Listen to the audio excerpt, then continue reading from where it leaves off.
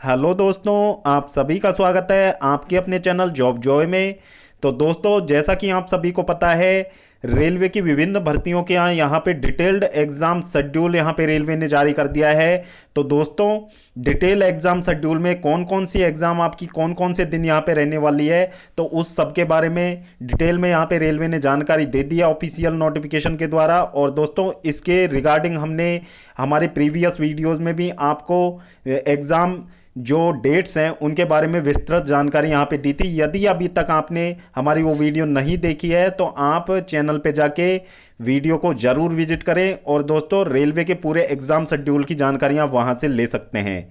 तो दोस्तों, इस वीडियो में हम मेनली बात करने वाले हैं आरपीएफ एसआई भर्ती 2024 के बारे में कि कौन कौन से दिन आपकी एग्ज़ाम रहने वाली है, किस तरीके से आपका एग्ज़ाम पैटर्न रहने वाला है इस बार, और दोस्तों आपका टोटल जो सिलेक्शन प्रोसेस है वो किस तरीके का रहने वाला है, टोटल कंपटीशन की बात करने वाले हैं। साथ ही आगे इसकी भी जो प्रिपरेशन है उसके लिए क्या स्ट्रेटजी यहाँ पे रहनी चाहिए, उस सब के बारे में डिटेल में बात करने वाले हैं हम इस वीडियो में। तो दोस्तों, पूरी जानकारी के लिए वीडियो को अंत तक जरूर देखें। और अगर इससे पहले आप हमारे चैनल पर पहली बार विजिट कर रहे हों तो सभी सरकारी भर्तियों की लेटेस्ट और ऑथेंटिक अपडेट्स पाने के लिए हमारे चैनल को जरूर सब्सक्राइब करें। साथ ही बेल आइकन को भी प्रेस कर लें जिससे आने वाली वीडियोस की नोटिफिकेशन आपको समय पर मिलती रहे। तो दोस्तों, जैसा कि आप सभी को पता है, सभी जो एग्ज़ाम्स हैं यहाँ पे सबसे पहले आपकी एएलपी एग्ज़ाम होने वाली है जिसकी जो एग्ज़ाम डेट है सीबीटी 1 की। तो दोस्तों, सीबीटी 1 की जो एग्ज़ाम डेट्स हैं वो यहाँ पे 25 नवंबर से स्टार्ट होके दोस्तों 29 नवंबर तक आपकी एएलपी सीबीटी 1 के एग्ज़ाम यहाँ पे कंटिन्यूअस होने वाले हैं। तो दोस्तों, उसके बाद में जो आपका एग्ज़ाम यहाँ पे कंडक्ट करवाया जाएगा वो आपका आरपीएफ एसआई का सीबीटी यहाँ पे कंडक्ट करवाया जाने वाला है। और दोस्तों, अब यहाँ पे हाल ही में रेलवे ने जो आरआरबी एएलपी और दोस्तों जो आरपीएफ एसआई दोनों भर्तियों के लिए यहाँ पे जो मॉक टेस्ट था, ऑफिशियल मॉक टेस्ट किस तरीके का आने वाला है उसका लिंक भी सभी आरआरबीज की ऑफिशियल साइट पे यहाँ पे जनरेट कर दिया गया है। तो दोस्तों, आप एक बार जाके उस मॉक को लगा सकते हैं जिससे कि आपको एग्ज़ाम पैटर्न का और आइडिया मिल जाएगा। और दोस्तों, जो मॉक डाला है तो उसके अनुसार ये भी पता लग गया है कि एग्ज़ाम कंडक्टिंग जो कंपनी है वो आपकी टीसीएस ही यहाँ पे रहने वाली है जो कि एसएससी के विभिन्न एग्ज़ाम यहाँ पे कंडक्ट करवाती है। तो उसके आधार पे भी हम इसके पैटर्न के बारे में बात करने वाले हैं। तो दोस्तों, सबसे पहले तो बात करें इसके लिए जो टोटल नंबर ऑफ वैकेंसीज़ की बात करें तो दोस्तों 452 आपके टोटल नंबर ऑफ वैकेंसीज़ हैं ऑल ओवर इंडिया। तो दोस्तों, सभी आरआरबीज़ को मिला के आपके जो टोटल नंबर ऑफ वैकेंसीज़ की बात करें तो आपके यहाँ पे 452 रहने वाली हैं। तो ज़्यादा वैकेंसीज नहीं है, बहुत कम वैकेंसीज हैं। और दोस्तों, इतनी वैकेंसीज के लिए यहाँ पे इस बार फॉर्म का जो आरटीआई डेटा निकल के सामने आया तो वो चौंका देने वाला था। तो दोस्तों, 15 लाख से ज़्यादा कैंडिडेट ने इस बार आवेदन किया है आरपीएफ एसआई भर्ती 2024 के लिए। तो दोस्तों, कंपटीशन एकदम बिल्कुल बहुत ज़्यादा रहने वाला है इस भर्ती के लिए।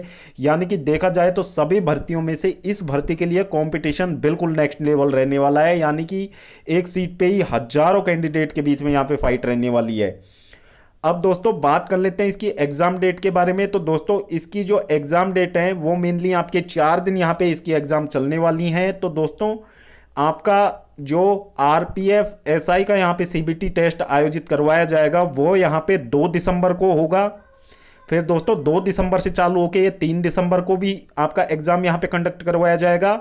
उसके बाद में दोस्तों आपके यहाँ पे लंबा गैप आपको देखने को मिलेगा। फिर दोस्तों 9 दिसंबर और दोस्तों 12 दिसंबर की डेट में, यानी कि ये टोटल 4 डेट हैं। 2 दिसंबर, 3 दिसंबर, 9 दिसंबर और दोस्तों 12 दिसंबर की ये डेट हैं। इनमें आपका जो आरपीएफ एसआई का सीबीटी टेस्ट यहाँ पे कंडक्ट करवा लिया जाएगा। और दोस्तों, एग्ज़ाम कंडक्टिंग कंपनी इस बार टीसीएस है। तो दोस्तों, एक दिन में आपकी यहाँ पे 3 शिफ्ट यहाँ पे कंडक्ट होने वाली हैं। यानी कि टोटल 12 शिफ्टों में आपका आरपीएफ एसआई का यहाँ पे जो सीबीटी टेस्ट यहाँ पे कंडक्ट करवाया जाएगा। तो दोस्तों, नॉर्मलाइजेशन आपको फैक्टर वहाँ पे देखने को मिलेगा। और दोस्तों, नॉर्मलाइजेशन इस बार किस तरीके से होने वाला है उसमें भी यहाँ पे रेलवे ने चेंज किया है, उसके बारे में भी हमने एक डिटेल वीडियो बनाई है। तो दोस्तों, नॉर्मलाइजेशन किस तरीके से होने वाला है उसको भी आप वीडियो में जाके देख सकते हैं, समझ सकते हैं। अब दोस्तों बात कर लेते हैं इसके सिलेक्शन प्रोसेस की कि किस तरीके से आपका पूरा सिलेक्शन प्रोसेस यहाँ पे रहने वाला है आरपीएफ एसआई भर्ती का। तो दोस्तों यहाँ पे जो आरपीएफ एसआई भर्ती है वो आपके मेनली 3 चरणों में यहाँ पे कंप्लीट करवाई जाएगी। तो दोस्तों इसमें पहला चरण आपका सीबीटी टेस्ट रहने वाला है। उसके बाद में दोस्तों जो सेकंड राउंड है उसमें आपका पीईटी और पीएसटी यहाँ पे कंडक्ट करवाया जाएगा। और जब दोस्तों पीईटी पीएसटी यहाँ पे कंडक्ट करवा लिया जाएगा उसके बाद में दोस्तों डॉक्यूमेंट वेरिफिकेशन और दोस्तों मेडिकल टेस्ट यहाँ पे कंडक्ट करवाया जाने वाला है। तो 3 चरणों में आपका ये भर्ती पूरा यहाँ पे कंप्लीट किया जाएगा। तो दोस्तों सबसे पहले बात कर लेते हैं सीबीटी की। तो दोस्तों सीबीटी किस प्रकार रहने वाला है, पैटर्न और सिलेबस को समझ लेते हैं यहाँ पे। तो दोस्तों सीबीटी में आपके यहाँ पे 90 मिनट का आपको समय दिया जाएगा, यानी कि 1.5 घंटे का समय आपको यहाँ पे मिलेगा। और दोस्तों टोटल नंबर ऑफ क्वेश्चंस की बात करें तो 120 क्वेश्चंस आपको वहाँ पे देखने को मिलेंगे सीबीटी टेस्ट में। तो टोटल नंबर ऑफ क्वेश्चंस हैं 120 और दोस्तों 1.5 घंटे का समय यानी कि 90 मिनट का समय आपको वहाँ पे देखने को मिलेगा। और दोस्तों जो टोटल कितने नंबर का पेपर होने वाला है, तो दोस्तों 120 नंबर का ही आपका यहाँ पे पेपर होने वाला है। सभी क्वेश्चंस आपके 101 नंबर के रहने वाले हैं। तो दोस्तों 120 नंबर का आपका टोटल रहने वाला है पेपर। तो दोस्तों यहाँ पे बात कर लेते हैं तो नेगेटिव मार्किंग की। तो दोस्तों इसमें आपको 1/3 यहाँ पे नेगेटिव मार्किंग देखने को मिलेगी, यानी कि नेगेटिव मार्किंग का प्रावधान यहाँ पे रेलवे ने रखा है। 1/3 आपकी नेगेटिव मार्किंग यहाँ पे देखने को मिलेगी। फिर दोस्तों जो आपकी फाइनल मेरिट यहाँ पे तैयार की जाएगी वो नॉर्मलाइजेशन के आधार पे यहाँ पे तैयार की जाएगी। और दोस्तों नॉर्मलाइजेशन इस बार किस प्रकार होने वाला है उसके लिए भी यहाँ पे चेंजेस हुए हैं।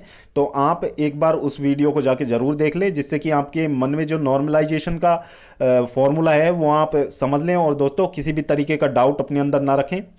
तो दोस्तों मिनिमम क्वालिफाइंग मार्क्स की यदि बात करें तो दोस्तों यूआर ईडब्ल्यूएस और दोस्तों ओबीसी नॉन क्रीमी लेयर की बात करें तो यहाँ पे 35% रखा है। साथ ही एससी एसटी के लिए यहाँ पे 30% मिनिमम पासिंग मार्क्स का क्राइटेरिया यहाँ पे रखा हुआ है। तो दोस्तों आपका जो सीबीटी है वो ऑब्जेक्टिव टाइप होने वाला है। और दोस्तों इसमें 3 पार्ट आपके यहाँ पे रहने वाले हैं। तो दोस्तों पहले पार्ट में आपका अरिथमेटिक आ जाएगा जो कि आपका 35 नंबर का यहाँ पे रहने वाला है, यानी कि 35 नंबर की आपकी मैथ यहाँ पे रहने वाली है। तो दोस्तों मैथ का सिलेबस हम देख लेते हैं डिटेल में। तो इसमें question on number system, whole numbers, decimal fraction and relationship between numbers, fundamental arithmetics operation, percentage, ratio proportion, average, interest, profit loss, discount. और दोस्तों यहाँ पे टेबल और ग्राफ से भी आपके क्वेश्चन पूछे जाएंगे। इसी के साथ आपसे मेंशुरेशन और टाइम एंड डिस्टेंस से यहाँ पे क्वेश्चन पूछे जाने वाले हैं। तो दोस्तों ये मैथ का यहाँ पे डिटेल्ड सिलेबस रहने वाला है। इसके बाद में दोस्तों आपका जो सेकंड पार्ट होने वाला है पेपर में, जो दूसरा सेक्शन होने वाला है वो आपका जनरल इंटेलिजेंसी यानी कि रीजनिंग का होने वाला है। तो दोस्तों 35 क्वेश्चन आपको इसके देखने को मिलेंगे, 35 नंबर के रहने वाले हैं। फिर दोस्तों आपके जो रीजनिंग का सिलेबस है उसमें एनालॉजी आपसे पूछी जाएगी, सिमिलरिटी एंड डिफरेंसेस के सवाल देखने को मिलेंगे, स्पेशियल विजुअलाइजेशन के क्वेश्चन देखने को मिलेंगे और दोस्तों स्पेशियल ओरिएंटेशन के क्वेश्चन देखने को मिलेंगे, problem solving, analysis, judgment, discussion making, visual memory, discriminating observation, relationship concept, arithmetical reasoning, verbal figure classification, arithmetic number series, non verbal series, coding and decoding और दोस्तों स्टेटमेंट एंड कंक्लूजन के आपको यहाँ पे क्वेश्चन देखने को मिलेंगे। तो दोस्तों आप जैसा कि देख पा रहे हैं अच्छा खासा डिटेल्ड सिलेबस यहाँ पे रीजनिंग का आपको देखने को मिलेगा। इसके बाद में दोस्तों आपका जो सबसे ज़्यादा वेटेज और दोस्तों सबसे ज़्यादा नंबर ऑफ क्वेश्चंस वाला आपका तीसरा सेक्शन रहने वाला है, उसमें आपको जनरल अवेयरनेस यहाँ पे देखने को मिलेंगी। तो दोस्तों जनरल अवेयरनेस के 50 क्वेश्चन होंगे जो कि 50 नंबर के रहने वाले हैं। तो इसमें आपको यहाँ पे जो करंट अफेयर्स आपसे पूछी जाएगी, इसी के साथ में जनरल साइंस आपसे पूछी जाएगी, इसी के साथ में स्टैटिक जीके भी आपसे यहाँ पे पूछी जाएगी। तो दोस्तों यहाँ पे जनरल साइंस का आप इसका डिटेल सिलेबस नोटिफिकेशन में देख सकते हैं। तो दोस्तों आपका अगर हम मोटा मोटा यहाँ पे देखें तो दोस्तों 70 नंबर का तो आपका मैथ और दोस्तों रीजनिंग रहने वाला है 35 नंबर का। तो दोस्तों 70 नंबर का आपका मैथ और रीजनिंग यहाँ पे रहने वाला है और फिर दोस्तों 50 नंबर का आपका यहाँ पे जनरल नॉलेज यहाँ पे रहने वाला है, जिसमें आपके करंट अफेयर भी होने वाली है और दोस्तों स्टैटिक जीके भी आपको देखने को मिलेगी, साथ ही जनरल साइंस के क्वेश्चन भी आपको देखने को वहाँ पे मिलेंगे। तो दोस्तों ये था इसका सीबीटी का टोटल जो सिलेबस और एग्जाम पैटर्न, फिर दोस्तों जो कैंडिडेट यहाँ पे सीबीटी देंगे, फिर दोस्तों एक फाइनल मेरिट आपकी नॉर्मलाइजेशन के बेसिस पे यहाँ पे तैयार की जाएगी। और दोस्तों नॉर्मलाइजेशन के बाद में आपके यहाँ पे जो रिजल्ट लगाया जाएगा, तो दोस्तों कट ऑफ क्लियर करने वाले वैकेंसीज के 10 गुना कैंडिडेट को यहाँ पे नोटिफिकेशन में इस प्रकार यहाँ पे लिखा हुआ है, 10 गुना कैंडिडेट को यहाँ पे जो पीईटी और पीएचटी टेस्ट के लिए यहाँ पे बुलाया जाएगा। यानी कि 10 गुना कैंडिडेट आपके जो सीबीटी क्लियर करने वाले 10 गुना कैंडिडेट, यानी कि वैकेंसीज के 10 गुना कैंडिडेट को आपके यहाँ पे जो पीईटी और पीएचटी टेस्ट है उसके लिए यहाँ पे बुलाया जाने वाला है। और दोस्तों इसमें जो एक चेंजेस यहाँ पे देखने को मिलेगा आपको, फिजिकल मेजरमेंट टेस्ट और दोस्तों डॉक्यूमेंट वेरिफिकेशन भी आपका उसी के साथ होने वाला है। यानी कि जो एग्जाम यहाँ पे क्लियर करेंगे कैंडिडेट, तो उनका डॉक्यूमेंट वेरिफिकेशन भी दोस्तों साथ के साथ ही करवा लिया जाएगा आपके पीईटी पीएचटी टेस्ट के समय। और फिर दोस्तों फाइनल आपकी जो मेरिट लगेगी, जो पीईटी पीएचटी टेस्ट करने वाले हैं क्लियर करेंगे कैंडिडेट, फिर दोस्तों फिर आपकी यहाँ पे फाइनल मेरिट लगाई जाएगी, जिसमें वैकेंसीज के बराबर कैंडिडेट यानी कि 1/1 के रेशियो में यहाँ पे कैंडिडेट को फाइनली अपॉइंट किया जाएगा। और दोस्तों वहां पे फिर आपका मेडिकल टेस्ट यहां पे कंडक्ट करवाया जाएगा। यानी कि पहले क्या होता था, डीवी और मेडिकल साथ में होते थे, लेकिन दोस्तों अब रेलवे ने अपनी प्रोसेस को फास्ट करने के लिए आपका जो पीईटी पीएचटी है और दोस्तों आपका जो डीवी है वो एक साथ यहां पे कंडक्ट करवा लिया है। फिर दोस्तों लास्ट में आपका मेडिकल टेस्ट यहां पे कंडक्ट करवाया जाएगा। अब इसके बाद में दोस्तों बात कर लेते हैं पीईटी पीएचटी टेस्ट आपका किस प्रकार का रहने वाला है। तो दोस्तों फिजिकल एंड्योरेंस टेस्ट, यानी कि आपका जो पीईटी टेस्ट की बात करें तो दोस्तों इसमें सबसे पहले हम मेल के लिए बात करते हैं। तो दोस्तों मेल के लिए सबसे पहले आपकी रनिंग की बात कर लेते हैं। तो दोस्तों 1600 मीटर की आपको वहां पे रनिंग करनी होगी और दोस्तों उसके लिए समय आपको 6.5 मिनट का समय यहां पे मिलेगा। 1600 मीटर रनिंग है, 6.5 मिनट का समय आपको देखने को मिलेगा। बिल्कुल एसएससी सीपीओ की तरह है, बिल्कुल डिट्टो, कोई चेंजेस नहीं है इसमें। इसके बाद में दोस्तों बात करने वाले हैं लॉन्ग जंप की। तो दोस्तों आपकी रनिंग के बाद में लॉन्ग जंप यहाँ पे रहने वाली है। तो दोस्तों लॉन्ग जंप की बात करें मेल कैंडिडेट के लिए यहाँ पे 12 फीट लॉन्ग जंप रहने वाली है। और दोस्तों हाई जंप की बात करें तो मेल कैंडिडेट के लिए हाई जंप आपकी 3 फीट 9 इंच यहाँ पे हाई जंप रहने वाली है। तो दोस्तों ये तो हो गया मेल कैंडिडेट के लिए पीईटी का क्राइटेरिया। और दोस्तों फिर फीमेल कैंडिडेट की बात करें तो फीमेल कैंडिडेट के लिए जो रनिंग रहने वाली है 800 मीटर की रहने वाली है और 4 मिनट का समय उनको यहाँ पे दिया जाएगा। और 4 मिनट में आपको 800 मीटर यहाँ पे रनिंग करनी होगी फीमेल कैंडिडेट को। फिर दोस्तों लॉन्ग जंप की बात करें तो 9 फीट यहाँ पे लॉन्ग जंप का क्राइटेरिया रखा है फीमेल कैंडिडेट के लिए। और दोस्तों हाई जंप का क्राइटेरिया यहाँ पे 3 फीट यहाँ पे रखा गया है। तो दोस्तों ये था आपका जो पीईटी का क्राइटेरिया। अब दोस्तों पीएमटी की बात करें तो इसमें जो आपका फिजिकल मेजरमेंट टेस्ट होगा उसमें दोस्तों बात करें तो यूआर, ईडब्ल्यूएस और ओबीसी कैंडिडेट की बात करें, यहां पे सबसे पहले मेल कैंडिडेट की बात कर लेते हैं। तो यूआर, ईडब्ल्यूएस और ओबीसी के जो मेल कैंडिडेट है उनकी मिनिमम हाइट यहां पे 165 सेंटीमीटर मांगी गई है। और दोस्तों एससी एसटी को यहां पे 5 सेंटीमीटर का रिलैक्सेशन देके 160 सेंटीमीटर हाइट रखी है। इसके बाद में दोस्तों जो हिल एरियाज में और दोस्तों नॉर्दर्न स्टेट वाले कैंडिडेट हैं तो उनके लिए यहाँ पे जो हाइट का मेजरमेंट 160 सेंटीमीटर यहाँ पे रखा है। साथ ही फीमेल कैंडिडेट की बात करें तो यूआर, ईडब्ल्यूएस और ओबीसी फीमेल कैंडिडेट के लिए 157 सेंटीमीटर हाइट, एससी एसटी के लिए 152 सेंटीमीटर हाइट और दोस्तों जो हिल एरियाज के कैंडिडेट हैं उनके लिए 155 सेंटीमीटर यहाँ पे हाइट रखी है। फिर दोस्तों चेस्ट की बात करते हैं तो चेस्ट की यहाँ पे बात करते हैं तो मेल कैंडिडेट के लिए ही चेस्ट का मेजरमेंट यहाँ पे किया जाएगा। तो दोस्तों यूआर, ईडब्ल्यूएस और ओबीसी की बात करें तो यहाँ पे 85 सेंटीमीटर आपकी चेस्ट होनी चाहिए। और दोस्तों एससी एसटी के लिए यहाँ पे 81.2 सेंटीमीटर चेस्ट होनी चाहिए। और साथ ही जो हिल एरियाज के कैंडिडेट हैं उनके लिए 85 सेंटीमीटर यहाँ पे चेस्ट होनी चाहिए। ये एक्सपेंड होने के बाद में है। और दोस्तों 5 सेंटीमीटर आपको एक्सपेंड करनी होती है, यानी कि यूआर और ईडब्ल्यूएस और ओबीसी कैंडिडेट के लिए 80 सेंटीमीटर हाइट का मिनिमम चेस्ट का मिनिमम क्राइटेरिया रखा है। एससी एसटी के लिए 76.2 और दोस्तों जो हिल एरियाज के कैंडिडेट हैं उनके लिए 80 सेंटीमीटर का यहाँ पे जो क्राइटेरिया रखा है चेस्ट का। फिर दोस्तों यहाँ पे बात कर लेते हैं कि आपको कितने चांसेस यहाँ पे मिलने वाले हैं पीईटी पीएसटी टेस्ट में। तो दोस्तों पीईटी टेस्ट में जो रनिंग है उसके लिए केवल कैंडिडेट को एक ही चांस दिया जाएगा, और दोस्तों ग्रुप में आपकी रनिंग होगी। तो दोस्तों जो कैंडिडेट रनिंग क्लियर कर लेंगे उनको ही आगे के टेस्ट में यहाँ पे परमिट किया जाएगा। अदरवाइज आप रनिंग में ही फेल हो जाते हो तो आपको भर्ती से यहाँ पे ऑटोमेटिकली आप डिस्क्वालीफाई हो जाओगे। तो इसके बाद में दोस्तों बात कर लेते हैं फिर बाकी बचे हुए दोनों टेस्ट, जो लॉन्ग जंप है और हाई जंप है, उनके लिए यहाँ पे दो दो चांस यहाँ पे पर कैंडिडेट को यहाँ पे दिए जाएंगे। तो दोस्तों दो चांस आपको मैक्सिमम वहाँ पे मिलेंगे। यदि कोई कैंडिडेट पहले चांस में यदि नहीं कर पाता हाई जंप और लॉन्ग जंप, तो दोस्तों उसको एक और चांस दिया जाएगा, और ये सभी कैटेगरीज के लिए सेम है।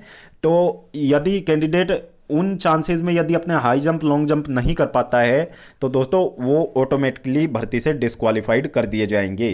तो दोस्तों ये था आरपीएफ एसआई भर्ती का टोटल जो सिलेक्शन प्रोसेस, और दोस्तों किस तरीके से इसका एग्जाम पैटर्न था, और दोस्तों सिलेबस के बारे में हमने डिटेल में बात कर ली है, किस सब्जेक्ट से कितने क्वेश्चंस और को दोस्तों कितना कितना वेटेज रहने वाला है। तो दोस्तों अब बात कर लेते हैं इसकी जो प्रिपरेशन की स्ट्रेटेजी की। तो दोस्तों ज़्यादा समय अभी कैंडिडेट के पास बचा नहीं है, मुश्किल से आपके पास 25 दिन का समय यहाँ पे बचा हुआ है। तो दोस्तों 25 दिन में अब कैंडिडेट को क्या करना चाहिए। तो दोस्तों जितना सब कुछ आपको पढ़ना था वो आप पढ़ चुके हो, अब कुछ भी आप नया करने का यहाँ पे बिल्कुल भी ट्राई ना करें। अब जो भी कैंडिडेट यहाँ पे एग्जाम के लिए सीरियस हैं तो दोस्तों उनको क्या करना चाहिए, उनको डेली जो कंप्यूटर पे बैठ के मॉक लगाने चाहिए। और दोस्तों आपको पता है एग्जाम कंडक्टिंग कंपनी आपकी टीसीएस रहने वाली है। तो दोस्तों टीसीएस का एक फिक्स पैटर्न है। एसएससी के जो वरीयस एग्जाम यहाँ पे कैंडिडेट देते हैं उनको तो मालूम ही होगा कि टीसीएस जो कंपनी है वो यहाँ पे पेपर यहाँ पे वही तैयार करते हैं। तो दोस्तों आपका जो पेपर होने वाला है उसमें आपके प्रीवियस ईयर क्वेश्चंस को बहुत बार आप रिपीटेड क्वेश्चंस वहाँ पे देखने को मिलेंगे आपको। तो दोस्तों यही पिछली बार हुआ था और इस बार भी ऐसा ही होने वाला है। तो प्रीवियस रिपीटेड क्वेश्चंस आपको वहाँ पे जीएस स्टैटिक जीएस के प्रीवियस ईयर क्वेश्चंस आपको वहां पे काफी देखने को मिलेंगे। तो दोस्तों आपको जो डेली के 2 मॉक आपको यहां पे लगाने चाहिए, और दोस्तों जहां तक आपकी कोशिश होनी चाहिए आपको कंप्यूटर पे ही आपको मॉक लगाने चाहिए, जिससे कि एग्जाम में भी आपका हाथ वहां पे सेट रहे और आपको ऑड ना लगे बिल्कुल भी। तो दोस्तों आपको डेली के मिनिमम 2 मॉक तो आपको यहां पे लगानी चाहिए, और दोस्तों 1 मॉक आप फ्रेश लगा लीजिए। इसके अलावा 1 मॉक आपका प्रीवियस ईयर होना चाहिए, इससे कि आपको अपनी एक्चुअल तैयारी का अंदाजा लग जाएगा। क्योंकि दोस्तों टीसीएस जो एग्जाम कंडक्ट करवाती है उसमें क्वेश्चंस रिपीट होते ही होते हैं। उसमें स्टैटिक जीएस के क्वेश्चंस रिपीट होते हैं, मैथ के वही क्वेश्चंस आपके कॉन्सेप्चुअल वही क्वेश्चंस रिपीट हो जाते हैं। तो दोस्तों प्रीवियस ईयर क्वेश्चंस को आप करना ना भूलें। एक बार प्रीवियस ईयर्स के अच्छे अच्छे क्वेश्चंस की आप प्रैक्टिस जरूर करके जाएं, आपको एग्जाम में 100% वहां पे बेनिफिट मिलने वाला है। तो दोस्तों ये थी इसकी भर्ती की पूरी स्ट्रेटजी, और दोस्तों पूरा जो कुछ एग्जाम पैटर्न और सिलेबस था वो हमने आपके सामने ऑफिशियल नोटिफिकेशन के माध्यम से बताया है। तो दोस्तों यदि आपको जानकारी पसंद आई हो तो वीडियो को लाइक करें और अपने दोस्तों के साथ जरूर शेयर करें। और अगर इससे पहले अभी तक आपने हमारे चैनल को नहीं सब्सक्राइब किया है तो सभी प्रकार की सरकारी भर्तियों के लेटेस्ट और ऑथेंटिक अपडेट्स पाने के लिए हमारे चैनल को जरूर सब्सक्राइब कर लें, साथ ही बेल आइकन को भी प्रेस कर लें, जिससे आने वाली वीडियोस की नोटिफिकेशन आपको समय पर मिलती रहे। तो दोस्तों इस वीडियो में फिलहाल इतना ही, जल्द मिलते हैं कौन नई सरकारी भर्ती की लेटेस्ट और ऑथेंटिक अपडेट के साथ। तब तक के लिए स्वस्थ रहें, तंदुरुस्त रहें और अपनी फ्यूचर एग्जाम्स की प्रिपरेशंस को जारी रखें।